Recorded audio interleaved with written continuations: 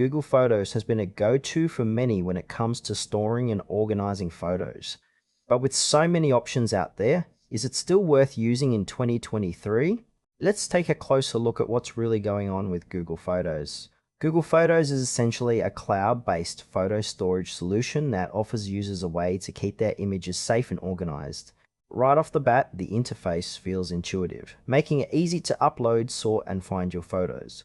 You can create albums, share pictures with friends, and even edit images directly within the app. One notable feature is its powerful search functionality, which uses AI to recognize faces, places, and even objects in your photos.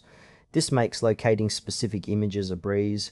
However, while the basic storage is free, Google has shifted its policies recently, meaning users now have limited storage unless you pay for a Google One subscription. It's great for casual users and families who want a simple way to back up their memories, but for those with extensive libraries, the new storage limitations may raise some eyebrows. Overall, while it's user-friendly, some might find it lacking when it comes to transparency around storage options. So, what are the pros and cons? On the plus side, you have seamless integration with other Google services, and the AI features are genuinely impressive. The search function can save you a lot of time when digging through your photo library. However, the recent changes in storage policy are definitely a downside. Users now have to be much more mindful of how much space they're using, which can be frustrating if you're someone who takes a lot of photos. Plus, while the editing tools are decent, they might not satisfy those looking for more advanced editing capabilities. If you're someone who occasionally snaps photos and wants a straightforward way to store them, Google Photos is solid.